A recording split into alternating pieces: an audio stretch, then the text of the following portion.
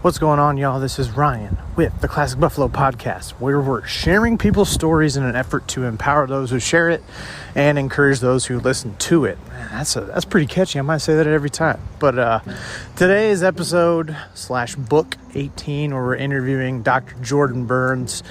He's one of the top chiropractors in the city of Indianapolis.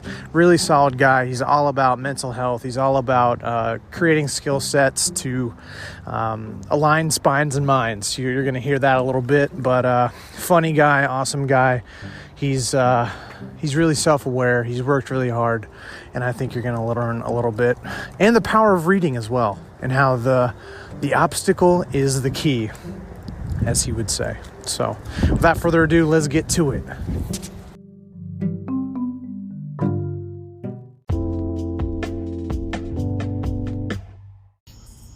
What's going on, my friend? How's it going, guys? Doing well. I'm here with the doctor himself, Mr. Jordan Burns. How are you, buddy?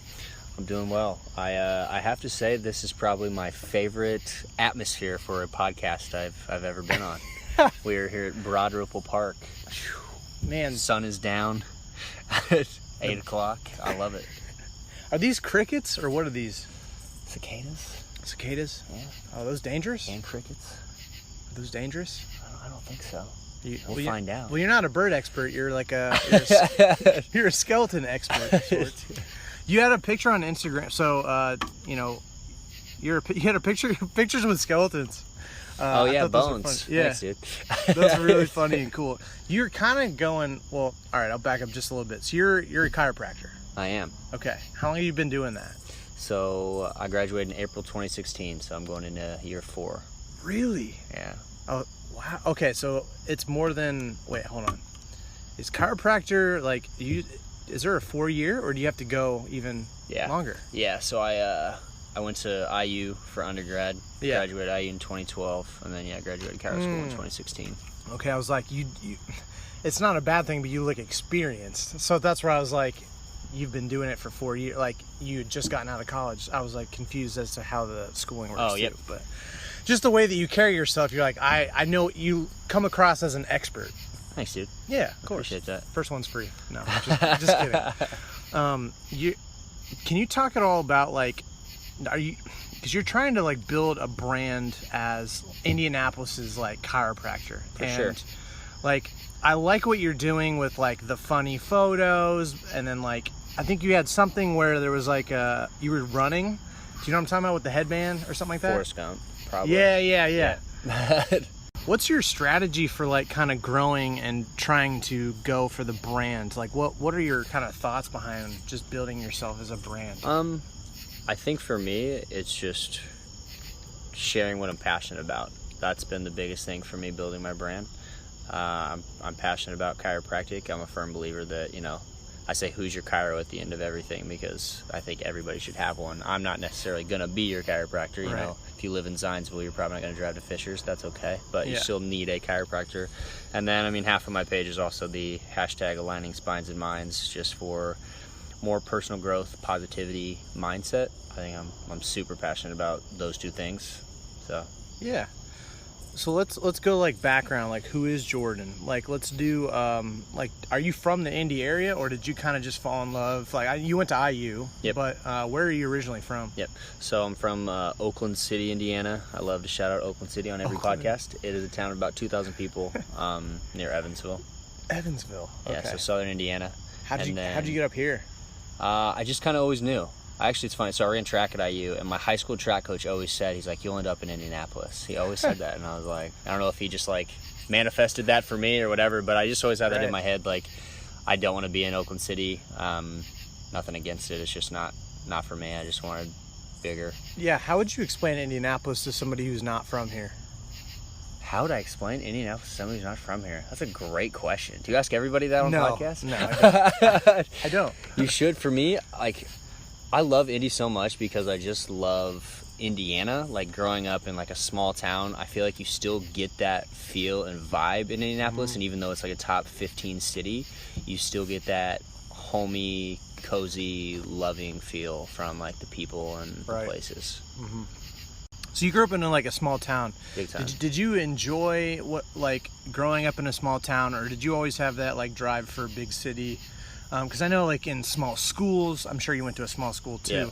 Like, did you notice like, man, I just had really close relationships, but then there was also like the cliquey, like the gossip, all that kind of stuff. Yeah. What was your experience like growing up? Because sometimes people are like, it was just really close, it was fun, and sometimes it was just like the bad. Did you have both? Like, what was your experience kind of growing up in that small town type of feel? My experience growing up were good. I played 4 sports in high school, so I was pretty involved just with athletics. Like, I have a fantasy football group now, and it's with 11 of my best friends, and they're all from my hometown. Wow. Those are like my best friends. Yeah.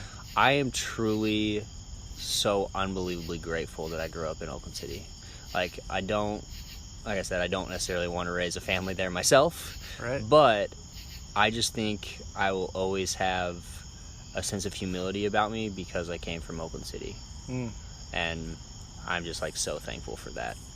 When you're in a small town, what do you guys do for fun? Because I used to go to like, we just go hang out at Walmart or Steak and Shake. That's what we would do. Dude, I would have been probably here. Do they have a basketball court here? I don't know. So I played basketball. That's it. I mean, that's like there's the courts. There's some courts like 2 blocks from my house, and that's all I did. How tall are you? 6'2". Okay, so what position did you play? I was a point guard. Really? Yeah. Okay, yeah. I mean, because it's like growing up, if you're over 6 feet, you end up being powerful, like one of those. But like that's actually like a good height for a point guard. You know, like if you're gonna. fun. Did you play basketball at college? No, I ran track at IU. Okay. Yeah. Do you have to be tall for that? Did you do like running, or did you do hurdles, or what did you do? Sprinting. I was a 400 runner. So. Were you like fast? Did you get like any like PRs? Not PRs. I was okay. I was good enough to be on the squad. Okay. That was about it. Left bench. Yeah.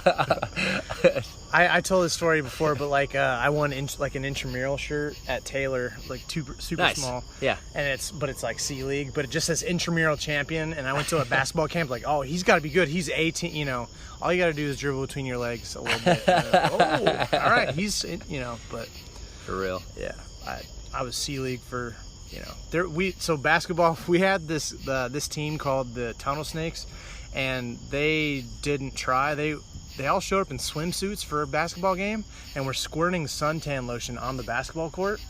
And they lost every game because they were trying. And then another time they wore all suits and ties and had like this stock paper and fax machines, and like they just were goofing around. But we were trying to win the C League championship. So tell me about like one of your favorite memories, like growing up with sports, because that seems like it's been kind of a big part of your competitiveness and just your overall life. Like, kind of, what's one of your favorite memories growing up? Man, one of my favorite memories was sports. I was actually talking about this with somebody the other day because there's very few like athletes from my high school that have like played a Division I sport. Yeah. But I'd never won a sectional in anything.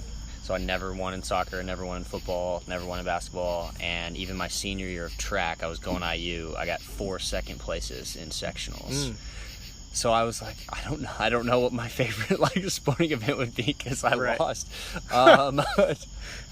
I would say probably my senior year of high school. Our football team was very bad. We don't even have a football team anymore because it's a small school. So like we had 33 guys on the team. I mean, wow, low 30s on the squad every year. You're playing both ways. But my senior year of high school, my best friend was our quarterback. I was a receiver, and we won on a last-second touchdown. Like our first game of sectionals. So that would have probably been my favorite high school sports memory. Were you really close with your family growing up? Like, how big was your family? Me, mom, dad, and my sister. So yeah. Okay. What's your relationship with your sister like? Is she older, younger? My sister's 5 years older. Okay. And it's a good relationship. Yeah. We've always been very close. She's always been someone I could go to if I needed anything. Are you guys like opposites or like a lot alike? Both. So she always says we're twins to people because she's 5 years older, but she looks younger. But I've never really had an issue with like being confident and to speak about things, just like having a confidence in general. And she's beautiful, but she's always kind of had a lack of self-confidence in certain aspects of life. Yeah. I think that just happens through boyfriends and stuff growing up. Oh, for sure. Yeah, relationships can like really tank your self-confidence. Yeah, I think I've just always had like a driven, motivated since in every aspect of my life. So I was never going to let anybody.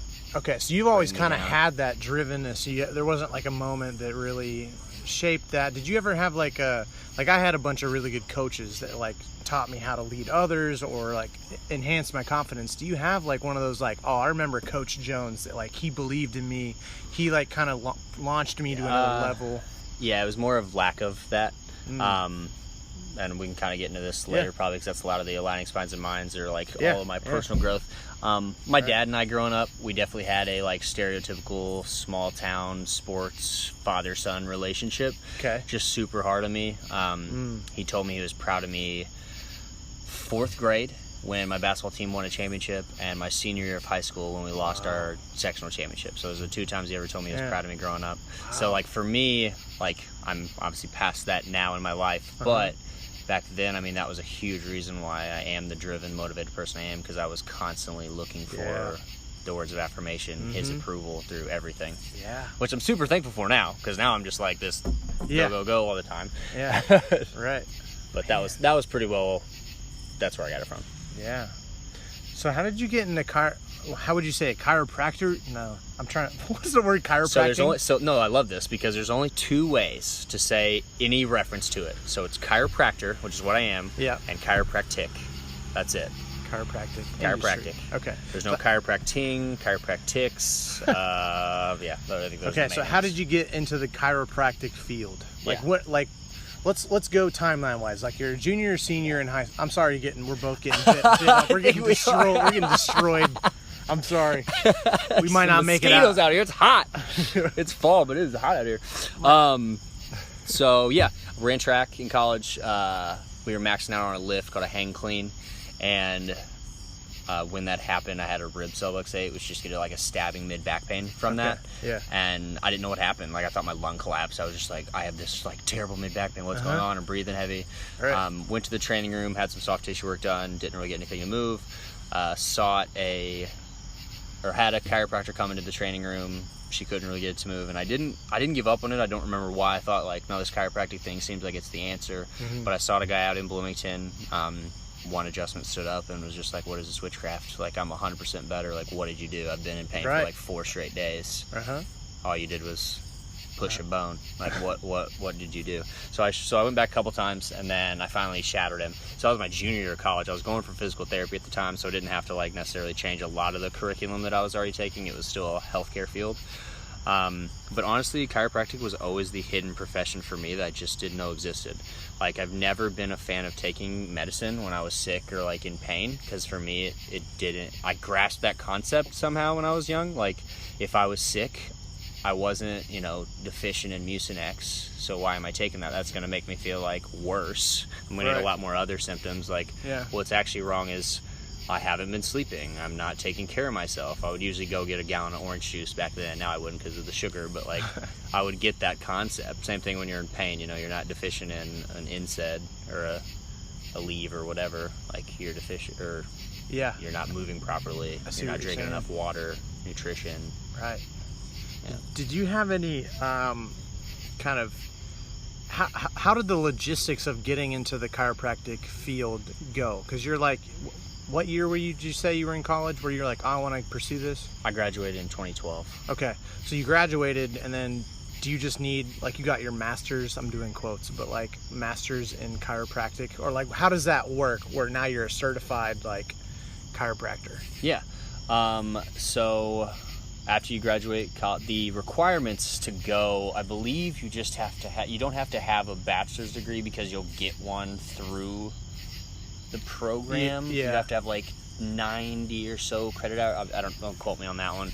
But yeah, I had a 4-year degree from IU, and then that's it. So our program is the trimesters, so it's 10 trimesters, so it's 3.25 years round. Okay. And when I was at Logan, I got Logan University in St. Louis, where I went to chiropractic school. Oh yeah. I got a bachelor's, a master's in sports rehab, and then my doctorate in chiropractic. My buddy, I think he's either about to graduate or he just graduated from Logan. Nice. So you probably don't know, but his name's Jordan too. What's his last name? Jordan Miller. I do know Jordan Miller. You did. Small world. Yeah, that's one of my good friends growing up. Like, So Jordan Miller, his uncle started the practice that I'm at. oh my God, no way, dude. Yeah. That's so funny. All right, so we survived the outside. We're back in my car. We almost died. Hallelujah. We've got the cold air. I'm so happy. That's something that, like, first world countries, we take for granted. Absolutely, I feel like. AC. I was thinking about the other day. Yeah, like think about what we just experienced. That's some people's lives. Oh man, but do you think that's like? There's probably like those like kiosks or whatever that like make mad money doing the mosquito spray. Oh man, that'd be amazing. That's just like they're I had raking mosquito it. spray like 20 minutes ago. Yeah, dude. Man, we probably lost like 2 pints of blood Maybe. at that point. It's good for you. It's good. Donating blood. I'm philanthropic. They always said that. Yeah. Where are you from? So I am from Jensen Beach, Florida. I grew up there in 2006 when I was 12. We moved up to Indy because my mom's from Seymour. So I came up here and then I met Jordan Miller like almost immediately. He was one of my first friends, and That's cool. I was like with him ever since. And then we were both Patriots fans, and then like we played soccer together. We were in a lot of the same classes. And then over college, he went to IU, and then I didn't. So we kind of slowly went our own separate ways and stuff. But I've always thought highly of Jordan. So, but I went to high school, Westfield, and then I went to college at Taylor, small Christian school. So it was like 2000 or maybe a little more than that. But Nice. so I had that small town feel. I know what that's like. Yeah. where You both have like really close relationships, and then like you have the gossipy type of stuff. But yeah, it's fun. A lot of times in life, it's sort of like you have XYZ experiences, and then like they may suck, but then they also sometimes form who you are. 100%. My Right? favorite book is called The Obstacle is the Way, and that's like the entire concept of that book. Is, I mean, you grow more from failure than you do from success. I think it's different. Like, there's a popular Christian adage that's just like everything happens for a reason, or like Yeah. that there's always something good that I like to reframe it just as a non-religious quote or whatever of just like, Yeah. No matter what happens, you can eventually make something good out of it 100%. instead of it was meant to be in a hat.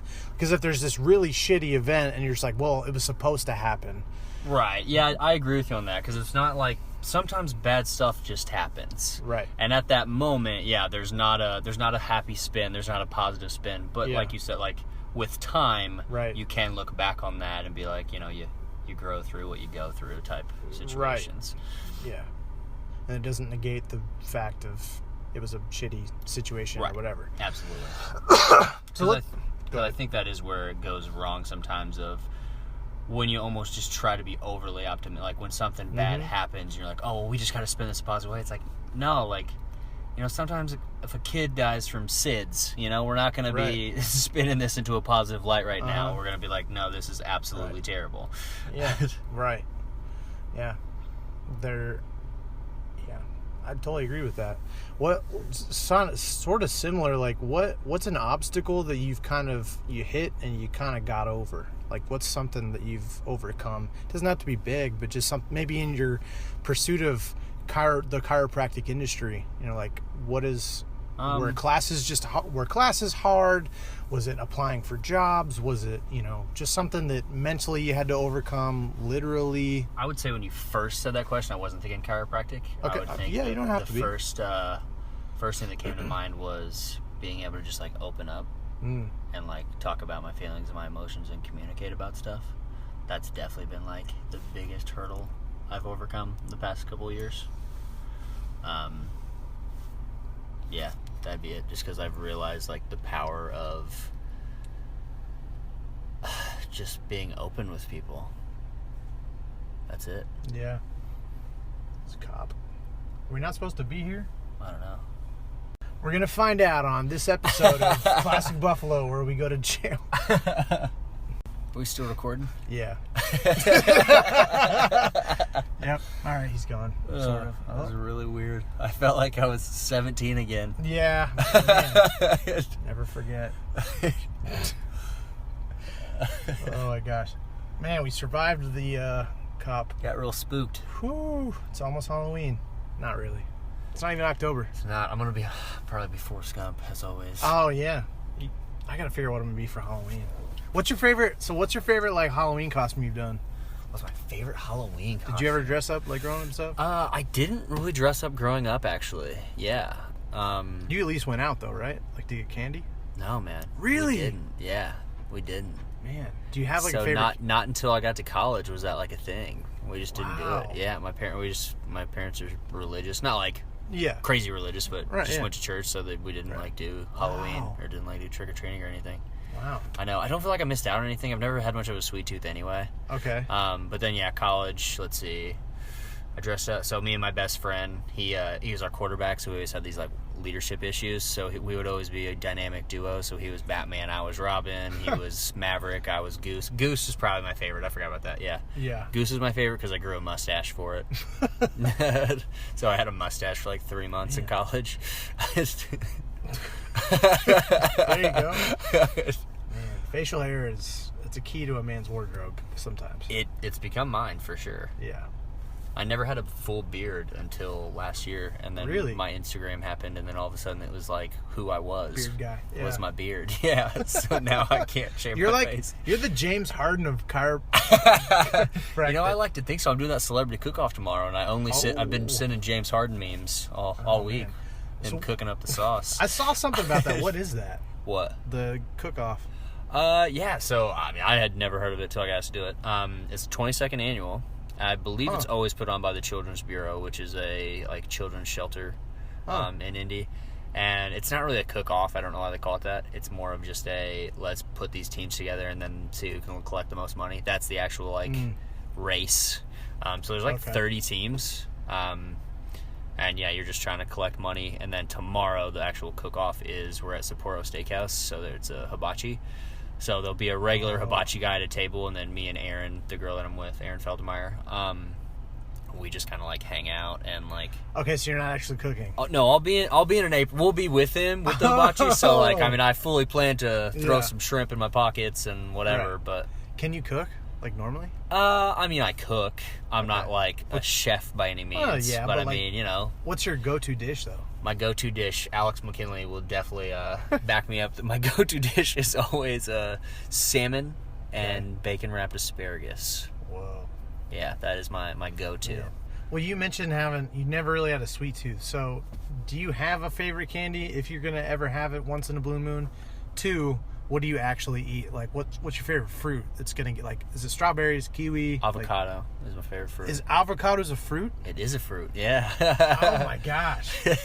I had guacamole for the first time last month. I hated it. Dude, guac's my favorite.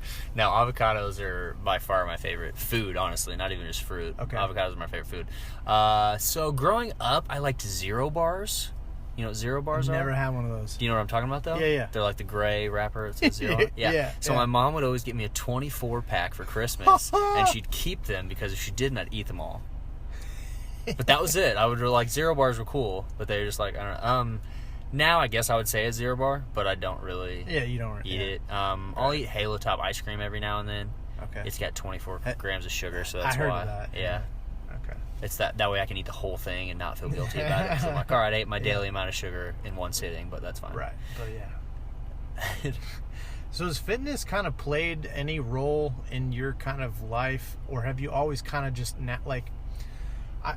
let me phrase the question kind of like, I think I know there's where a you're difference going. between sports and then fitness and like Dude, doing it for health. This is so real, though. I've talked about this with people because, especially with social media, you see all these people that are like just fit, Yeah. but they can never play a sport. It's a Right. really funny concept I never Yeah. thought about. Yeah. But I was like, just because I grew up as like, I played 4 sports, I ran track, so it's like I've always been like an athlete, even though I've never necessarily, I mean, I've had abs, like you could still see my abs a little bit right now, Yeah. but I've never been just like that shredded, oh my God, physique. Right. But like, I could dunk a basketball, you know, I was a sprinter in college, like, I don't know, it's just interesting. What's it like to dunk a basketball? It's cool. No, I hate that I can't do that. Yeah, I actually still I haven't tried yet. I'm 30, Okay. But I told my mom when I was around 24 that I would admit I was old when I couldn't. I think I just said touch rim anymore. Yeah. And I could still dunk. So I videoed myself every year, but I haven't done one this year yet. And I told her I would quit once I turned 30 because then it's like, okay, I don't need to be doing that anymore. Honestly, my biggest fitness goal anymore, I just want to wear the same size dress pants and be an active grandpa. So, like, that's good. That's what I think of when I'm working out, when I'm doing fitness. Like, that's my long-term goal is I just want to keep this body moving as long as I can. So I'm not trying to impress anybody. I don't need to deadlift 500 pounds. I don't need to do anything else. Like, I just want to, like, keep my body moving. Right. Like, we have a longer, like, life expectancy, but I don't think our quality of life is necessarily any longer than it used to be. So it's like, I don't want to be trapped in this body from 55 to 95. Kind of like WALL-E, or just the fat people in the... I haven't seen WALL-E, but I need to, apparently. It's just like 300, 400, 500 people, like, pound people in these, like, just chairs, and they're just floating everywhere. Like, they don't walk. Yeah. But that's where our grandkids are heading. So you just turned 30, or you? I just turned 30. Yeah, June 30th. What is it like to be 30? Dude, I feel like I'm hitting my stride. I really do. I just have never felt better mentally, emotionally, physically, spiritually, everything. Right, everything. Yeah, I feel like it's finally like coming together. Yeah. So let's talk about your hashtags and stuff like that. So let's go into the spine one. Let's do that. Aligning first. spines and minds. Yeah. We'll just go into that. Let's just go into that. Okay. So Aligning Spines and Minds, I saw the hashtag on Instagram before. Typically when a chiropractor is using it, well, not typically, I feel like honestly I'm probably the only one that I have found that is using it in a more personal development way.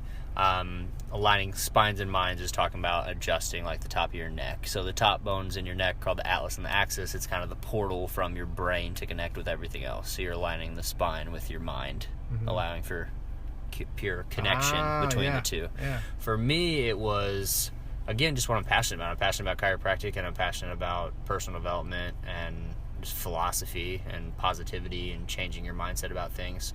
So for me, I've kind of touched on both of these topics. My dad had a heart attack last year, January 2nd. So it's been almost a little under 2 years now. And he's alive. Good. But after that, I just wasn't in a good headspace. Wasn't necessarily, depressed, but I just wasn't good.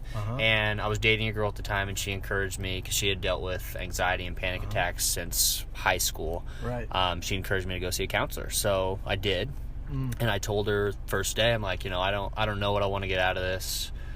I just know that I'm not okay, and people do this. I've never done it. I'm just a typical guy. Like, I don't talk about my feelings. I'm never going to cry in front of anybody, what have you.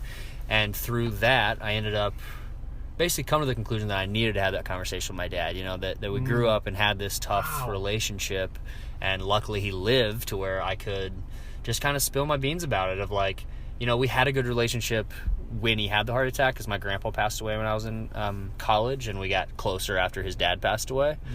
But we still just kind of neglected the fact that it was like, it just kind of sucked that was like that. Like that for some reason you couldn't tell me you were proud of me, or like you didn't tell me you loved me, or just like you didn't show like affection towards me. And that's really inevitably what the conversation was I just kind of spilled my guts for 30 minutes. I cried like the whole time. He didn't really have much to say, just because he just doesn't have, he's never done that. He's never really opened up with people. But the point of it was, I don't need him to say anything. I need to get this off my chest. And then it was like this awakening or something, I'm just like, man, I had this inner peace just because I finally said that out loud to him. And now it's like, man, I just want to help more people feel that way. Like, I have read and listened to more books than I ever have in my whole life the past 2 years. And it's just like, you're addicted to it. You're addicted to constantly growing and challenging yourself and just becoming a better person and a better human. So for me, Aligning Spines and Minds is that. I want to help people think differently. I want to help people think more positively, and just role model the way in that. So if I'm like just a random person, I'm like, hey, Doc, and there's that'd be funny if that was also your nickname. People call me DJB, actually. DJB? Dr. Jordan Burns. Yeah. But they're like, hey, I'm not doing very well. Like, and they're like, I really love music, but I'm afraid to get on stage, or like, I don't want to make music. Maybe it's too expensive, or like they just have like a dream, and they're just like, but I know the way that I think and the things that I want, like the way that I am right now is not where I want to be, and I have these things that are out here in the ether, just out of my reach right now. What's your first tip to that person? Like, and maybe it's just in passing, or maybe you've known them for a while. I'm sure it's different advice, but just kind of what's your first tip to that person who's really not in the best headspace, or they just need that first? Yeah, I think it depends on the example, but I would send them a book. So for whatever the example, so like recently I feel like the biggest book, so my favorite book, like I said earlier, is The Obstacle is the Way. So a lot of people have come to me and, you know, been going through a hard time, something with their family, maybe their boyfriend cheated on them, or just like different scenarios, and I'll send them The Obstacle is the Way, because it's like something happened to you in your life. It's going to take a few months, but you're going to see that this is going to transform you into something great. Like I said, like my dad's heart attack, you know, the hardest week of my life was the greatest thing that ever happened to me. Because, it led you to open up to your dad. Yeah. So I think, I mean, The Subtle Art of Not Giving a Fuck. Yep. That's a big book. Even though it's such a simple concept, it's still just, that's a lot of my social media. You know, whenever I get in my head about like, oh, am I oversharing or overthinking or being too vulnerable or whatever, it's like, no, I don't care what anybody else thinks, because if this resonated with you, if this was helpful for you, this will be helpful for somebody else. Share it. Yeah. So I posted today and about Facebook officially, they don't show the amount of likes on a post anymore. Oh, they did that? Cool. Yeah. Okay. So it'll just say, I haven't looked exactly what it looks like, but I saw it on LinkedIn like today, that they just got rid of like likes, basically. You can still like it, but it's not going to say 86 people liked your post. Like, it's not going to say that So anymore. will I see it? So like I post something. Yeah. I will see my likes. Nobody else will see my likes. You know what I mean? It just won't be there. Interesting. I don't think. Because that is kind of... Because what is the psychology behind it? Is it me seeing it, or is it everybody else seeing how many likes I have? I think it's both. Like, but it's mostly from the poster's perspective. Because like, then what's... So you saying you can still like it, though. I think. But nobody sees it. What's the point of liking it still? I don't know. I need to know. But like, that's what Instagram is. I think they tried it out in Australia, where they're just gonna get rid of the like button. See, and I like that idea too. Yeah. I think for me too, that's another thing that I've really got a good grasp on. Right. Is that I just don't care. Like, I'm just gonna post what I think's important, and whoever sees it sees it. Whoever likes it likes it. Like, that's fine. I don't get caught up on I need this many likes. Yeah. And it's a good headspace to be in, especially with social media. But that is interesting. Yeah, it's going to revolutionize. I mean, if that becomes like a permanent thing on Instagram and Facebook, like that will revolutionize the way that we create content. Yeah, I don't even understand like the implications that's going to have. because you will post like things that you want to post regardless of, I mean, it'd be kind of hard like metrics wise, like if you're trying to brand, like I can kind of understand that, like, but at the same time, the mental health aspect is like, it's going to create more versions of you that are just like, I want to post, like, because Gary Vaynerchuk was, I'm sure you watched him for sure. stuff, but like he talks about how people will be like, I post all these booty pics because it gets all these likes, but I really want to post the motivational quotes. Big time, dude. Alex and I talked about that. She just posted a picture recently in a bikini, and that's the first time she's ever done that. Like, got the most likes she's ever gotten. Right. But she never wants to do stuff like that. Yeah. Because it's not. You want to provide a value.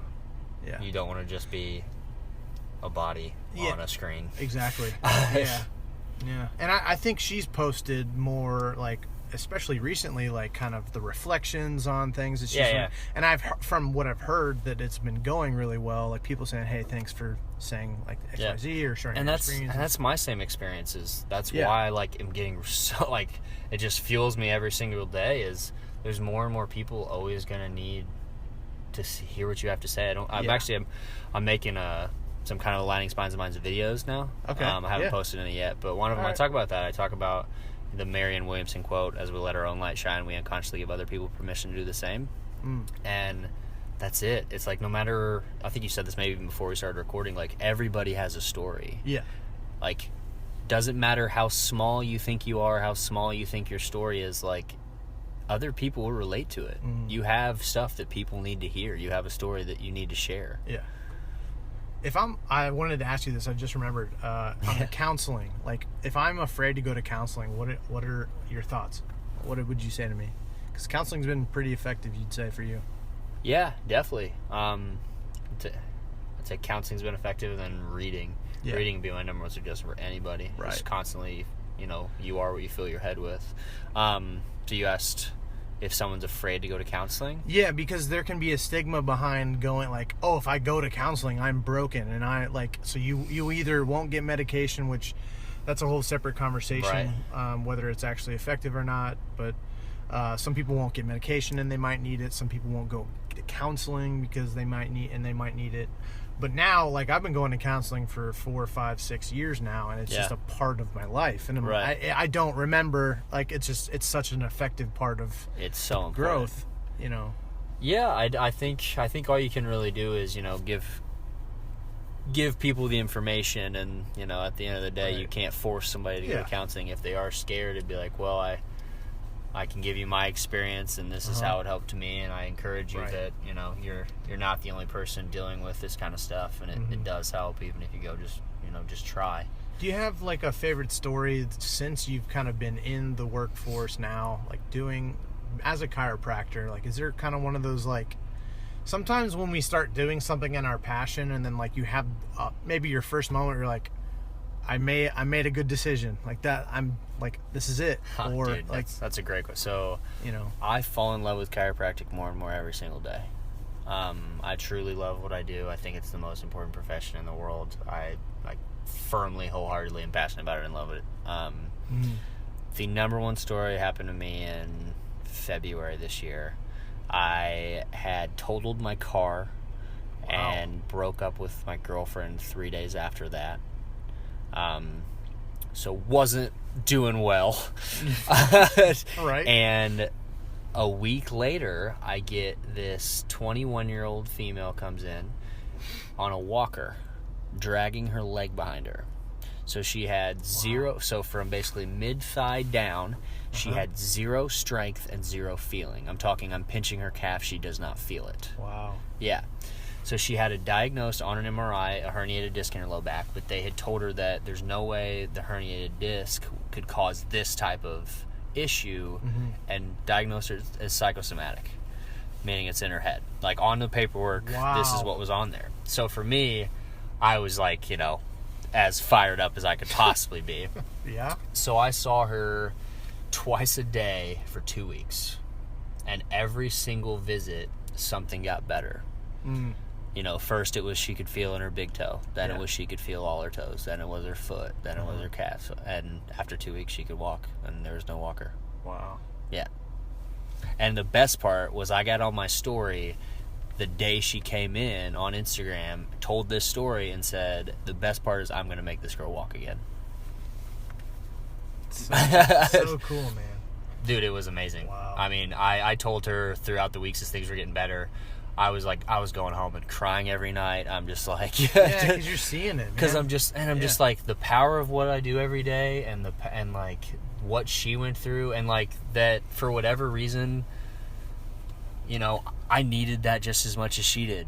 Yeah. Right. Yeah. Like, man. I wasn't in a good headspace myself, and I was like, man, this is why I'm here.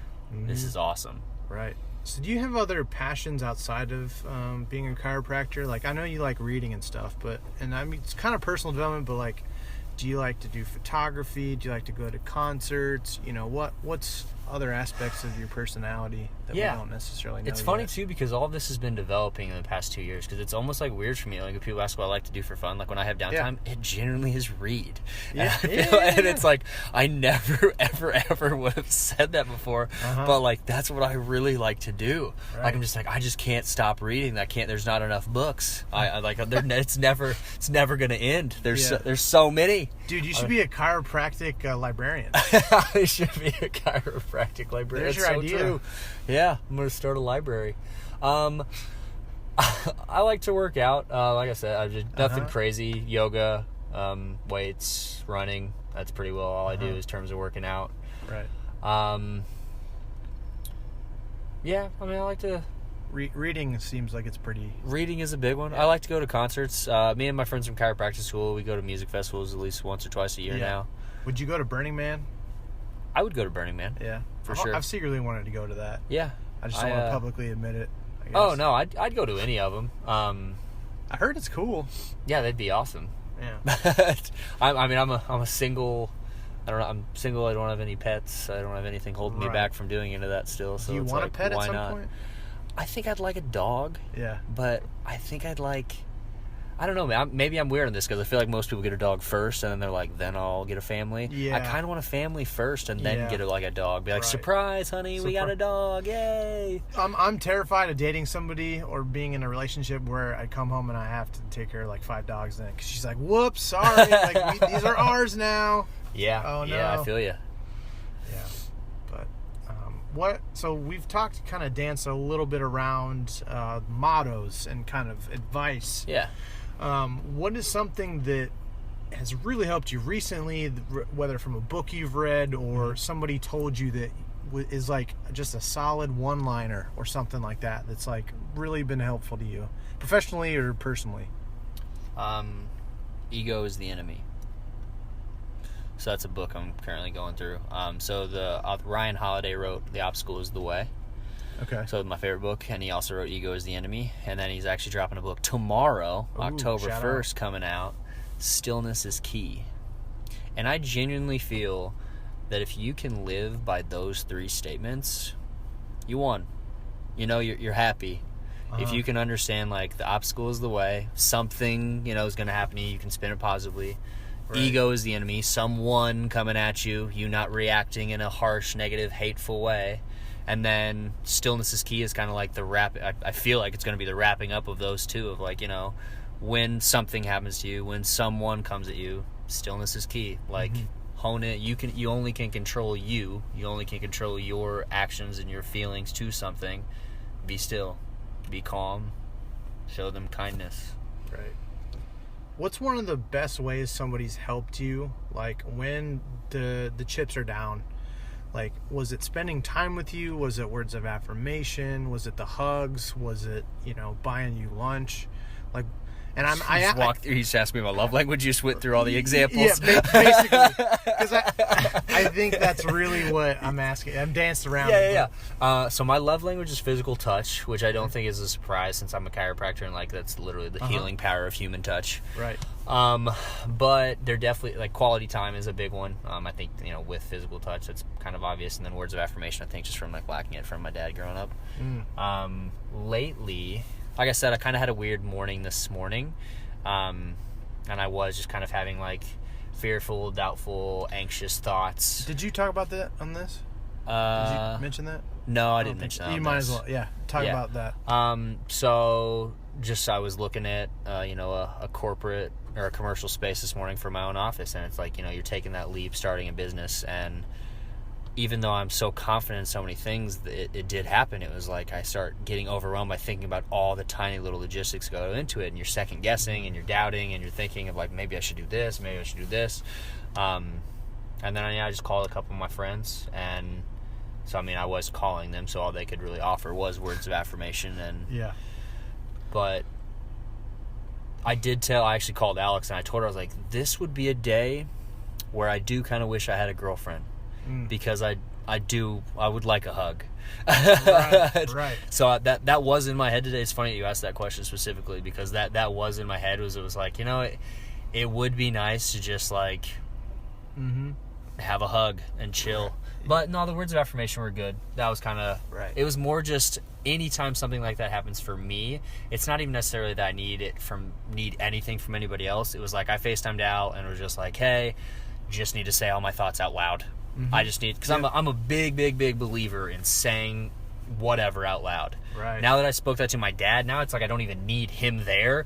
It's like whatever's going on in my life, I just need to say it out loud. Yep. Like when I'm alone, I read like positivity stuff out loud all the time because there's a power in saying things out loud and hearing yourself say it. Dude, you can.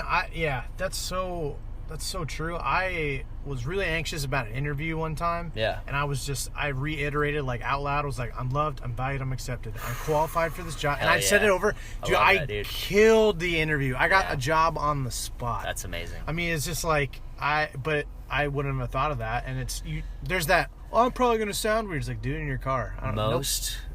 Most powerful meditation I've ever done. I'm going to make a video about this, but I'll talk about it now anyway. Yeah.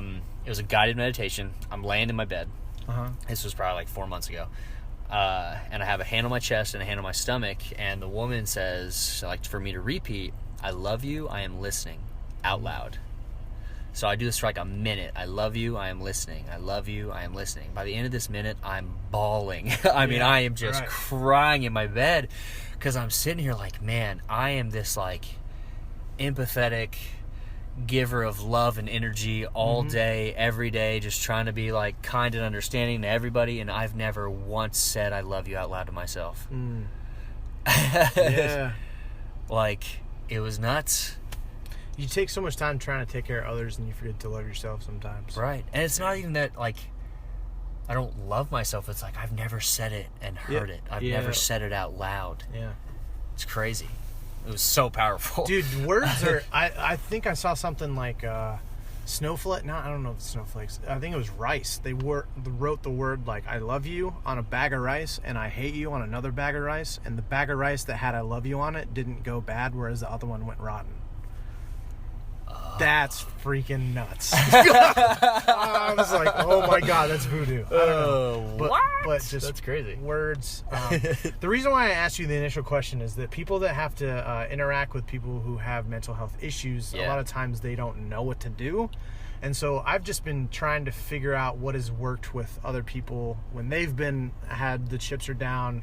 What can you say has worked? And then they go, oh, okay, my son has like panic attacks all the time. Now I know I can just he's going to appreciate quality time, or he's going to appreciate that extra hug. So I ask you just to kind of get ideas for people who are listening. But what I'm starting to guess is that it's more important to figure out what your love language is. 100%. And then instead of just like doing the things and you're like, I actually really need hugs, or I love the acts of service to kick, Yeah. I think that's kind of more what I've just been thinking about. But yeah, and I think the cool thing for me too is I know that I'm going to start getting more and more of these types of questions with, the Aligning Spines and Minds. Yeah. But I'm also getting more and more resources as I'm going along. More and more actual like mental health care providers are reaching out to me and being like, hey, I have this service, or hey, I have this. So I'm having more researchers, more resources. There we go. Right. Yeah. Fall into my lap lately, which has been nice because I was kind of warned when I first started doing that by one of my friends who's like a mental health therapist. She's like, you're going to need to have more resources than just read obstacle is the way. And I was like, yeah, good point. Thank you. Because it's not my degree, and that's not necessarily what I'm trying to do, is try to help or go in and be like somebody's mental health therapist. But it is nice being able to have more resources, because again, my whole thing is still personal development and positivity. That's a big one too. Actually, the post that I was typing up before you got here was about positivity. Alex and I were at dinner the other day, and she went to the bathroom real quick, and as I was sitting there, it's a common thing when somebody leaves you at a dinner table, you get your phone out all of a sudden. I've stopped doing that the past few months because I want to like just not be on my phone. So I'm like, how about I take in this restaurant when I'm not with a person and like, look at the mood, or like feel the mood and like listen to the music and see the atmosphere and just like take it in. So I'm sitting there, and we were at Ralston's on Mass Ave. There's 4 tables around us. I could individually go to each conversation, and every conversation was negative. Every conversation was somebody complaining about something or someone or like ranting. And she gets back, and I'm like, I thanked her for our friendship, because I was like, I'm just really thankful that we don't have conversations. That's not the regular, because I don't think that we're normal. I think that most conversations are like that, where it's not that we don't vent to each other, obviously, but like the majority of our conversations aren't complaining. We understand that, bad stuff happens, but you still have to take, you roll with the punches. Yeah, I think that's really, That's such a powerful exercise where you're all like you're out to eat and you're like by yourself. You're always on your phone while you're eating your stuff or whatever. Well, that's the thing. I know people will really try to work on not being on their phones when they're with people, but when they go to the bathroom, you always get on your phone. Always. Like when somebody leaves, you're like, oh, I can't just like sit here by myself. Dude, it's almost like you enter the Matrix when you do something like that, where you're like, you just start noticing, like you get hyper, like I'm just gonna paint, and then you start listening to the music. Like, I think that was really powerful what you just talked about. I think that's really cool. Yeah, no, it is. Like that's why I wanted to start doing it, and then again, just noticing those conversations, I brought it back to Al. I was like, man, thank you for like not having conversations like that all the time. Right. Like we literally sat here for an hour and a half before we left, and we'd not once had like we never even I would never let you speak like that, and you'd never let me speak like that. I'd be like, I'm not trying to bitch about other people, Al. Like, right. That has nothing to do with us. Yeah. Yeah, that's good. Let's do our 5 questions, and we're gonna wrap up. Let's wrap up.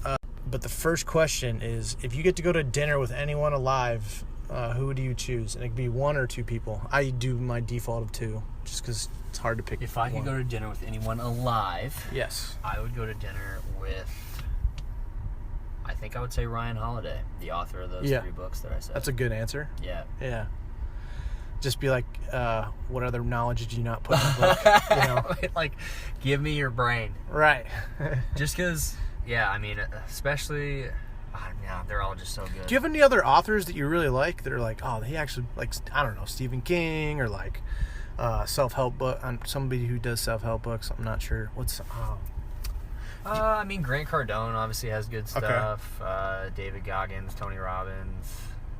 Yeah, what are your thoughts on Tony Robbins? I actually really like that guy. I'm a big fan of Tony Robbins, yeah. I think it's his voice. I think it's that. Yeah, I was actually just talking about him the other day because I was just like, think about, you know, what was Tony Robbins doing when he was our age? Yeah. What habits was he implementing into his life? What books was he reading into his life? Like, you know, you see him now and you think like, oh man, I'll never be like Tony Robbins, but like, you know, he started somewhere too. Yeah, that's so true. If the first thing you do when you get $1 million. The first thing I'll do when I get $1 million, continue what I was doing to get $1 million. Are you gonna invest it? Are you gonna go on vacation? I actually said this to somebody the other day, or I think I said it on my story. I don't remember exactly what the topic I was talking about, but I was like, I hope that whenever I have $1 million in my bank account, I feel the exact same way I do right now. Right. Like I don't necessarily, I don't know.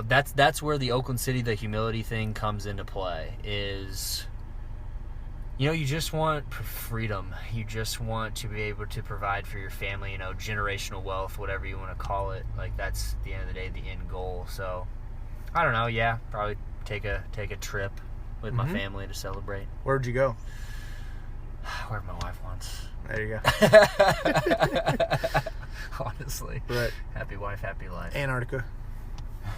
Dude, it's so nuts. You can only go there if you're a scientist, I think. To Antarctica. Really? But like, that was such a cool thing to bring up at parties if you could go. Like, oh yeah. Where'd you go? Like, I went to Cancun. I've been to Antarctica. Yeah, they're like, no, no way. Or like the moon, you know. I went to the moon. Who plays you in a movie about your life? Leonardo DiCaprio. That's a good one. Who else would you pick? I'd like to think everybody would pick him. Do you have a favorite movie of his that he did? Ooh, like favorite dude, man. We were talking about this at the office just last week. Because that's why it's Leo. Like every movie, Wolf of Wall Street. Actually, now that's that I thought of that, Wolf of Wall Street's so good. Yeah, that's a good one. I think I liked him in Gatsby. I haven't really seen very many of his. Shutter Island. I mean, Shutter Island was good. Yeah. All of his movies are good, man. Yeah, that's so true. He's such a good actor. He's not like that. I was trying to think if he's like an actor where you just start liking movies and you're like, oh, he's in that one and he's in that other movie I like. But it just seems like he just puts out like he's in Titanic. He's a good actor. Well, no, right. That's Jamie Foxx. Have you heard what he did in like during Django? No. So Jamie Foxx, I forget what he talked about but he was talking about how Leo was like all in on this character, like even off camera. Yeah, right. He was this like racist person. Like he wouldn't talk to Jamie off set. Wow.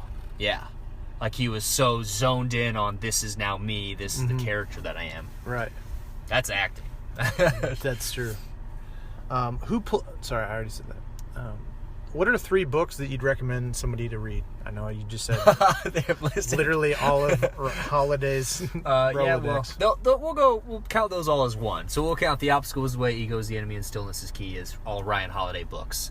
Then I would say, like I said earlier, The Subtle Art of Not Giving a Fuck. I just think that's a good one to reiterate to people, because especially when people have asked me about social media and stuff like that, it's like the first thing you have to do is not care what anybody thinks. I'm sure there's not a lot of chiropractors that like that I'm adding comedy or running as Forrest Gump or doing whatever. I'm not, posting exercise videos or doing whatever, but that's not what I want to do. Exactly. But you can't care what anybody else thinks. It's not for them. And then the last book, what do I want it to be? Actually, it's going to be a book I just started, because I think it would be a huge value to people. It's called The Little Book of Hygge. So it's Hygge is how you say hygge. Okay. And it's a Danish term, because the Danes are... Oh, I've heard of this. The Danes are known as the happiest people in the world, and it's why are they the happiest people in the world? And it's this term called hygge. And it's basically a, almost minimalistic, warm, cozy concept of making all the spaces that you have and live in, homey. Right. So, for instance, I live in a studio now. And one, I've started to really minimalize and get rid of things. If it doesn't make me happy, I don't have it. So, on my countertop, I have, a bottle of olive oil because I cook with it. And then I have a glass or a... one of my friends is a potter in Indy, Rebecca Graves, Gravesco on Instagram.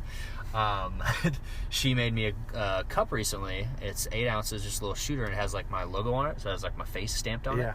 And I told her, I was like, it makes me happy because when I'm holding this, it was this handmade cup that was made for me. It wasn't just this glass that I bought at Walmart. It's this homey handmade thing.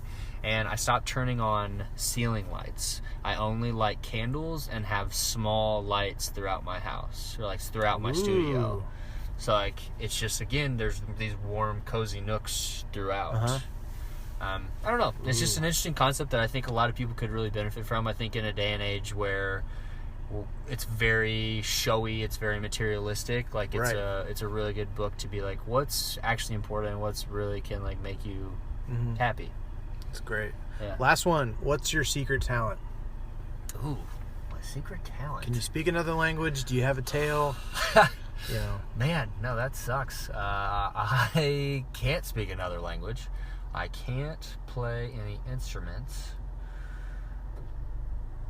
I don't think my secret talent... I was going to say something with chiropractic, but that's not a secret, I guess. I was like, that is such a talent. What about something you wish you could do? If I was in sing, I think. I like to sing. I'm not good. Yeah. But, I think if I could, I'd be intramural singing. I'd be rec league singing. Like Chris Brown, dance and sing and be cool. Right. All right. That's I'd good. say that. Well, hey, you're a pretty good guy. Did you know that? You're a good guy, too. Oh, I appreciate that. No, this is a good conversation. Sweet. Any sign-off shout-outs? Go ahead. Sign-off shout-outs. Yeah. I feel like I have to because I brought her up 10 times in this podcast. Yeah. Which is a first. Her and I talk about this, about how that's how we speak to everyone else outside of when we speak to each other. She's like, yeah, they know about you because I constantly talk about you. Yeah. So shout out to Alex McKinley. Yep. At Alex McKinley on all social media platforms. MySpace. Yeah, on MySpace. Maybe. I'm not sure. Gotta get down there. But no, just truly appreciative of you and our friendship. We really just became instant best friends really in the past 8 months, and she's been a person that I could go to in really any time I'm feeling down or really needed somebody, and it's really amazing to have a truly platonic female best friend, and I'm just really thankful for her. Nailed it. Yeah. Thanks so much for joining me, man. You're snapping necks and cashing checks. That's nice. That probably doesn't. No, we say it. Yeah. That's that. You guys say that all the time. Cracking necks and cashing checks. Yes. Right. Aligning spines and minds. Aligning spines and aligning minds. Aligning spines and minds. Aligning spines and minds. Okay. Lock it up. Lock it up. Final answer. All right. Thanks so much for joining, man. If you want to share your story and be like Mr. Burns here, just DM me on Instagram. But for now, it's been me and your friend, Dr. Jordan Burns. All right. Bye.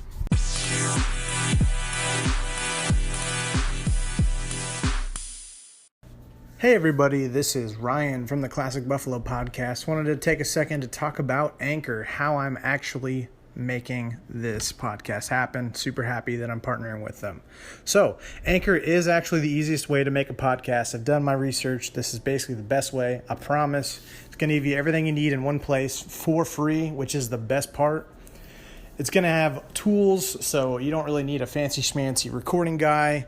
Anchor's going to be helping you out there, and then they're going to distribute the podcast everywhere to Spotify, Apple Podcasts, Google, everything. And then you can also make money with basically no minimum listenership, which is kind of rare. So hop on Anchor as soon as you can. Thanks.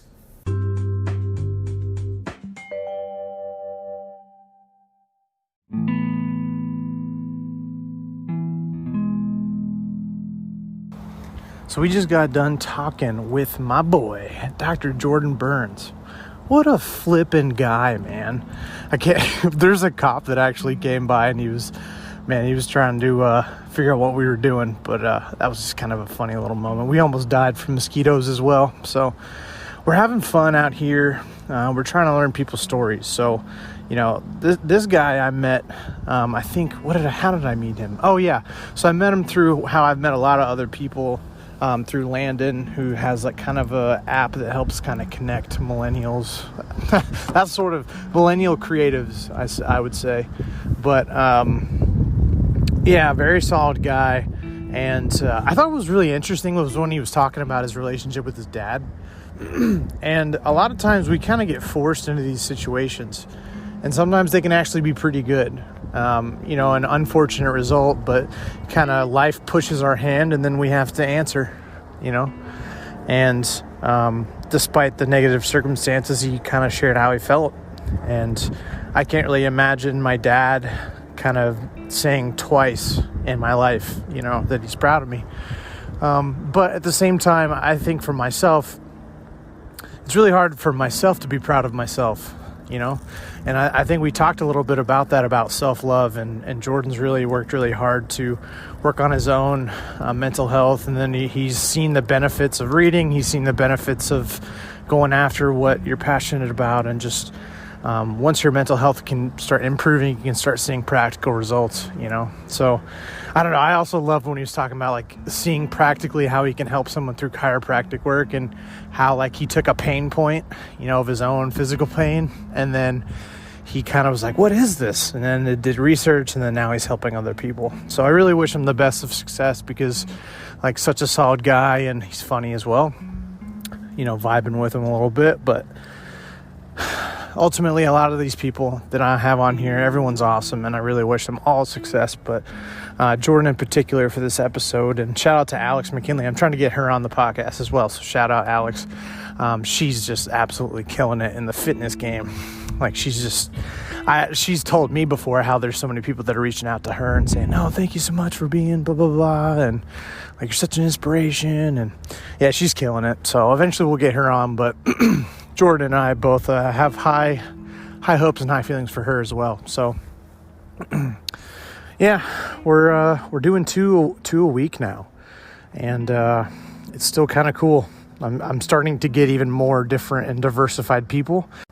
I kind of started like just taking random people that I knew or whatever, but then like there's also people that I know have like cool stories, or there's a little bit, and I'm like, oh, I want to hear more about that. So there's a couple of people recently that I'm recording that have been like pretty cool. So I'm excited for those to come out in the next couple months and stuff. But yeah, if you want to be on the podcast, just let me know. So there's not like a qualifier as my tattoo and the sticker I give out to everybody who tells their story. You know, everyone's enough. There's no qualifiers. I'm thinking of actually starting a TikTok or something like that, because I did TikTok with Vintage Indie, and I've already got like 1,000 followers over a couple months. It's like, it's nuts. But I think there could be an encouragement platform on there, because it seems like a lot of people are going on TikTok right now. So I'm thinking about doing something like that, making minute-long videos of just encouragement. You can let me know if you think that's a good idea or not. If you want to be on the podcast, let me know. We're going to go swimming. I got the floaties. If you want to go deep, if you want to go shallow, the pool's open. Let's start talking about the issues. Anything goes, baby. All right. Have a great rest of your day.